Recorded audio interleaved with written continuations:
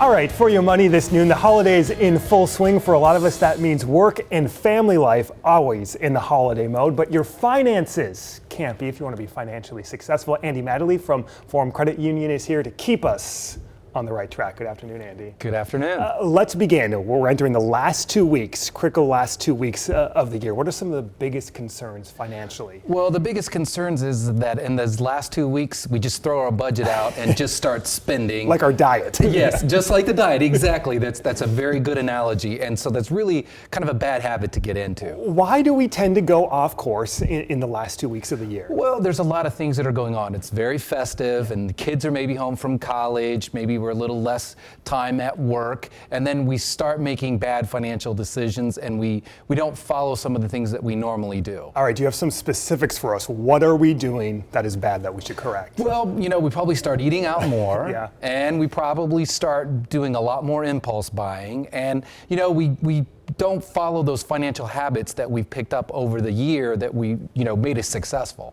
So for the first 11 months of the year, we follow them, first 11 and a half months, Yes. and then we break them the last 2 weeks. Yeah. So, we stop using a list when we go shopping. We stop thinking about buying things for a need instead of a want. Yep. And, those types of things can lead to some really poor decisions. Typically, we think of bad decision making, whether it be Black Friday or Cyber Monday. Does that extend into the final 2 weeks? Yeah, actually, the final 2 weeks could be even more devastating when it comes to your financial picture because you have more time to spend extra money.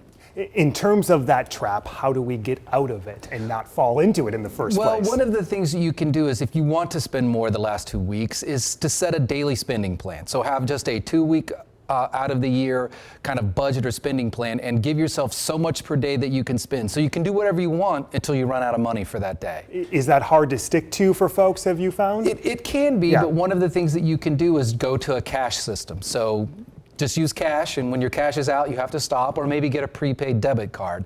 But the big thing is to make sure you put the store charges and the credit cards away so you're not using them. I was going to say, because come January, that can be a real blow to the budget when you get that credit card statement. Yes, it can. Yes, it can. We want to hit on something else. Big happening today in the news. The Fed's expected to raise a key interest rate. The move, it would bring it from 0.5 to 0.75. Yes. How critical is this, and what does this mean as we talk about this larger context of spending? Sure. Well, what that can mean for a lot of people, if you have an adjustable rate mortgage, you have a variable rate credit card or other loan, that eventually that rate's going to go up. It may not go up until the 1st of February, but when that rate goes up, it means that you're going to have an increase in your payments. So that's one aspect of it. Some of the other loan rates may go up if you're taking out a new loan. But not all loans. Like, for example, mortgage is something that people will say, well, mortgage rates are going to go up. That's not necessarily true. They more move with treasury bills and LIBOR and things like that, because in fact, mortgages went up this fall when we didn't have a rate increase. Right. So on some of these loans, personally, we're going to see a little increase. Yes. But in the overall context of the economy, is this a good sign that the Fed is actually finally taking some action? Well, it can be. Yeah. It depends upon what they say after it. Are they going to make more? So like the stock market should continue to perform well because they're wanting this to happen. But if the Fed starts making larger increases or say we're going to do another one the next time or do 3 or 4, then that could slow down the stock market. So it's kind of a wait and see. And nonetheless, this was highly anticipated for several months and weeks leading up to this decision. Yes, and I think it might have had more of a negative consequence if they don't do it than if they do. All right, Andy. Hey, I always appreciate your insight. Thank you so much. Turning to some other news, this new NASA launching